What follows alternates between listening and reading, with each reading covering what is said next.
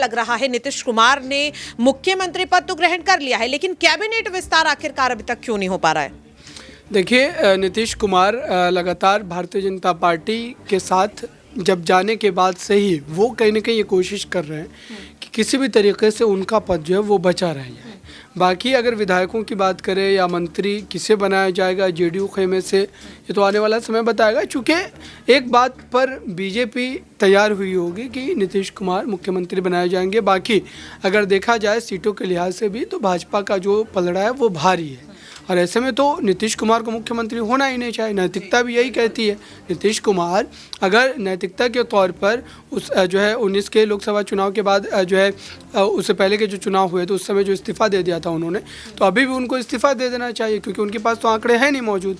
Bharatiya Janata party इस समय उनकी सरकार की सबसे बड़ी पार्टी है। तो मुझे लगता है कि जहाँ तक मंत्रिमंडल का विस्तार का सवाल है, तो मंत्रिमंडल विस्तार को लेकर के ज़्यादा कोई जो है जेडीयू और भाजपा के भीतर कोई जो है यहाँ पर लड़ाई की स्थिति नहीं बनेगी, क्योंकि नीतीश कुमार को तो मात्र अपना पद बचाना है। क्योंकि अगर जो है आपके 70 से ज़्यादा विधायक होने के बावजूद भी अगर आप 42 सीटों वाली पार्टी से मुख्यमंत्री बना दे रहे हैं, तो जाहिर सी बात है कि भाजपा की भी क्या रणनीति है वो तय है। भाजपा मात्र ये चाहती है कि जो 6 से 7% का वोट बैंक है नीतीश कुमार के साथ, जो भाजपा के साथ जुड़ने के बाद जुड़ेगा, क्योंकि अगर वो अकेले चुनाव लड़ते हैं तो उनके पास 4 से 5% ही वोट रह पाएंगे।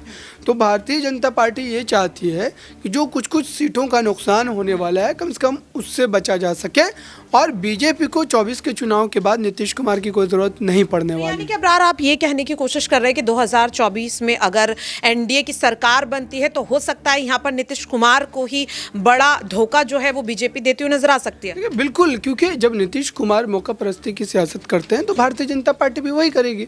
2024 के बाद जो है भारतीय जनता पार्टी को नीतीश कुमार की ज़रूरत नहीं पड़ेगी। और आंकड़े ये बताते हैं कि 24 के चुनाव में अगर भाजपा अकेले भी चुनाव लड़ती वहाँ पर, और जो है इंडिया गठबंधन के तमाम लोग एक साथ होते, तब भी भारतीय जनता पार्टी को सीटें मिल जाती। तो ये बीजेपी ने कहीं ना कहीं आप ये कह सकते हैं कि एक तरीके से प्लस पॉइंट किया है कि अगर कुछ भी सीटों का नुकसान होने की जो शंका थोड़ी बहुत भी है उसको कहीं ना कहीं ख़त्म किया जा सके। और बिहार में जैसा उन्होंने 2019 के नतीजे हासिल किए थे, ठीक उस तरीके से ही नतीजे इस बार भी उनके पक्ष में जाए, और वैसा होता हुआ भी नजर आएगा। उसके बाद नीतीश कुमार की भारतीय जनता पार्टी को कोई खासी ज़रूरत नहीं पड़ेगी। और उसके बाद की अगर बात करें यहाँ पर हम 2025 के विधानसभा चुनाव की, तो 25 के विधानसभा चुनाव में लालू प्रसाद यादव की पार्टी बिहार की सबसे बड़ी पार्टी अभी भी तो है, लेकिन उस बार आंकड़े और फासले जो है सीटों के तौर पर वो आरजेडी का और भी ज़्यादा बढ़ता नजर आएगा।